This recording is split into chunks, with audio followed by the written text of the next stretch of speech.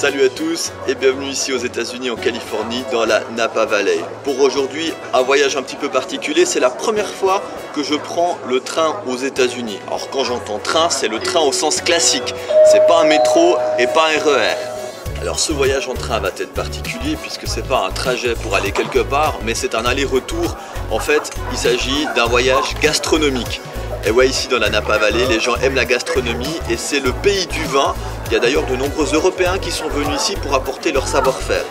Donc durant ce voyage qui va durer à peu près 2h30, on va parcourir 25 miles dans la vallée, puis revenir à notre point de départ ici vers Napa City et on va déguster un excellent mets d'une spécialité locale et bien entendu boire des vins de la Napa Valley. Et juste derrière moi en poster, le fameux train que l'on attend tous ici dans cette grande pièce où on procède à un checking, comme pour tout aux États-Unis, on aime bien thématiser les choses, donc c'est un grand ticket avec une place réservée dans un wagon-restaurant. Il faut savoir qu'il y a 3 cuisines dans ce train-là, et ici donc les personnes attendent leur tour pour être appelées, pour embarquer dans le train. Et là on peut se donner une petite idée du trajet que l'on va parcourir depuis Napa en s'enfonçant dans la vallée jusqu'au dernier point où existent les voies, et ensuite le retour de nouveau à Napa. Il faut savoir une chose, c'est que le point où on loge à Calistoga est un tout petit peu plus au nord de l'endroit où se trouve le dernier morceau de voie.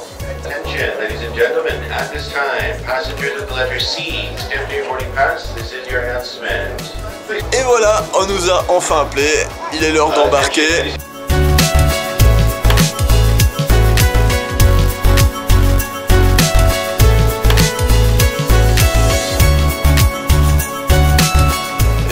Pour faire une petite dédicace à des amoureux du rail, à Daniel Mange et à Pierre Zaidel également que je connais et qui aimerait sûrement être là en ce moment. Et tout ceci commence fort bien avec un petit verre de bienvenue naturellement de la Napa Valley. Il s'agit d'un chardonnay.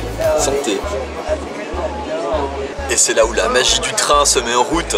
Quand on se met à rouler, on se met en mouvement dans ces anciennes voitures d'époque et sur une voie un petit peu atypique à l'ancienne. Et c'est là où on sent les vraies sensations du chemin de fer, comme d'antan. Et la voiture à bord de laquelle je me trouve date de 1915 et elle a roulé à peu près jusque dans les années 50 à titre régulier. Il faut savoir qu'à l'époque, les trains aux États-Unis étaient déjà à l'avant-garde avec la climatisation dans ce genre de voiture. Alors qu'en Europe, il y a encore des tas de pays, dont certains trains même en Suisse, qui n'ont pas la climatisation. Dans cette vidéo, j'ai à cœur de vous faire partager ces moments qui conjuguent 2 de mes grandes passions, le chemin de fer et la gastronomie. Et ici, tout est réuni. J'en profite pour parcourir la liste des vins, toujours très instructif. Voilà, entre les sparkling wine, dry whites, light sweet whites, les blancs qui sont doux. Ça c'est juste parfait. Bah, tiens, les salades qui arrivent. Thank you. Là, je vais quand même me laisser aller à quelques petites réflexions quand je pense que de nos jours, on cuisine plus dans les trains. En tout cas, il n'y a plus beaucoup de trains dans lesquels on cuisine en Europe. Vous prenez le TGV en France, par exemple, on vous sert des sandwichs qui sont juste immondes. On vous sert juste des choses qui sont emballées, qui sont industrielles. Vous avez encore des trains, allez, en Allemagne, les ICE, où on réchauffe des plats qui sont, certes, faut être honnête, ils sont corrects. Ils sont cuisinés avant, ils sont mis sous vide et ils sont réchauffés dans le train, ils sont apprêtés. Là ça reste correct, mais en dehors de ça, c'est vrai que globalement en Europe, le côté gastronomique dans le train on le retrouve plus. Les wagons-restaurants c'est devenu des mouroirs, c'est devenu des endroits où les gens ne prennent plus forcément le temps d'y aller. Bon, pour cause, d'un côté il y a moins de demandes parce que les trains vont plus vite, mais d'un autre côté aussi la qualité elle a énormément baissé de ce côté-là. Là on retrouve tout le contraire, des assiettes locales avec des produits frais, des produits du coin qui sont cuisinés à bord. Il y a 3 cuisines à bord de ce train. Bon là c'est le thème de la journée, c'est le but et l'existence même de ce train, mais quand même ça donne à réfléchir. Est-ce qu'on peut pas aujourd'hui se donner la peine de nos jours en 2015 d'avoir des vrais restaurants dans nos trains en Europe? When Mondavi passed away, his house sold for over $25 million. Et bien entendu, tout au long du parcours du train, le vignoble de part et d'autre. Et petite minute culture, quand vous prenez une carte aux États-Unis, on vous propose bien sûr le first course, donc c'est l'entrée au sens européen, au sens français du terme, qu'on peut appeler aussi appetizer ou starter pour dire qu'on commence. Mais quand on va sur le côté où il y a les plats principaux, on retrouve le terme entrée, terme francophone, puisqu'il y a un accent aigu sur le E. Alors pourquoi le plat principal s'appelle entrée ici? Parce qu'à l'époque, les gens aux États-Unis, quand ils avaient besoin de calories et qui travaillaient dans l'industrie majoritairement, ils avaient une quinzaine de plats qui composaient leur menu. Et puis pour faire référence à la gastronomie française, à la culture un petit peu européenne, ils ont repris ce terme entrée et ils l'ont appliqué au plat principal.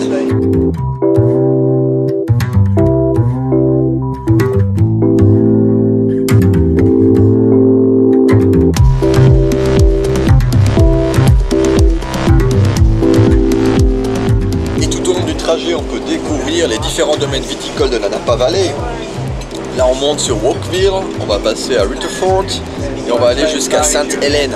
Et sur la petite carte qu'on nous donne ici, on voit vraiment le nom de tous les domaines viticoles qui sont attenants à la voie de chemin de fer. Partout il y a du bon vin, ça attire de la bonne cuisine, puisque pour faire déguster du bon vin, il faut des bons mets.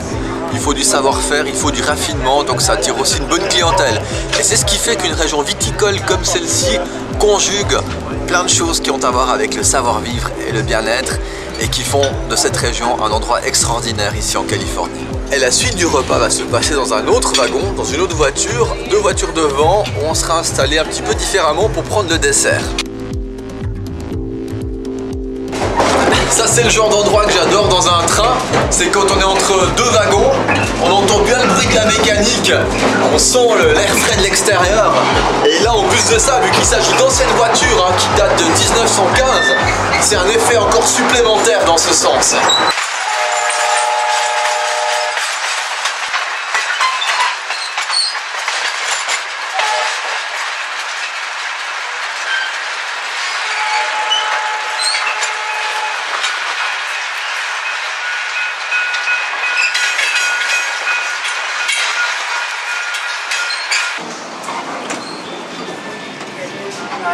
Et ouais, c'est par là qu'on nous attend pour les desserts. Confortablement installé sur un canapé pivotant. Et ce qui est très appréciable quand on arrive en tête du train, c'est de pouvoir se trouver juste derrière la locomotive.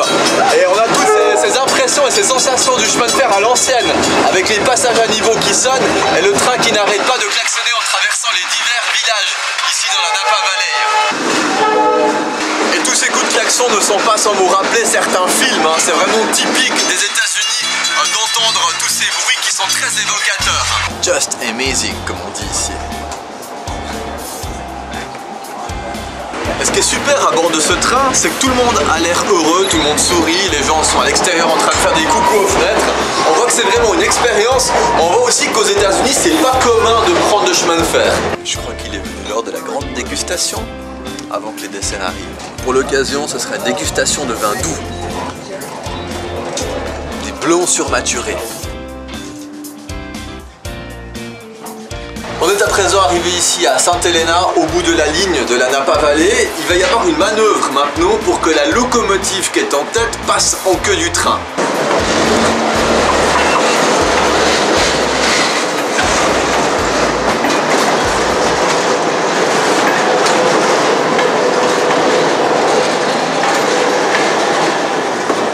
Et cette manœuvre, c'est un petit peu l'événement, puisqu'ici elle a lieu 2 fois par jour, puisqu'il y a un train pour le lunch à midi, puis un train pour le diner le soir.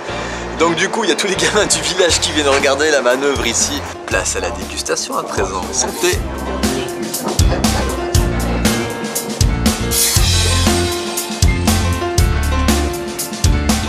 Le voici, le tant attendu dessert. Et voilà encore quelques minutes de plaisir ici à l'arrière du train. Merci beaucoup d'avoir suivi cet épisode. Si vous a plu, n'hésitez pas à mettre un petit pouce en l'air pour dire que vous avez aimé. Vous pouvez également me suivre sur d'autres réseaux sociaux comme Facebook, Instagram ou encore Snapchat. En tout cas, merci beaucoup d'avoir été là. J'espère que la balade en train vous a plu. Sachez que c'était la première fois que je prenais un train ici aux États-Unis. Allez, merci beaucoup. À bientôt, à plus pour de nouvelles aventures. Ciao!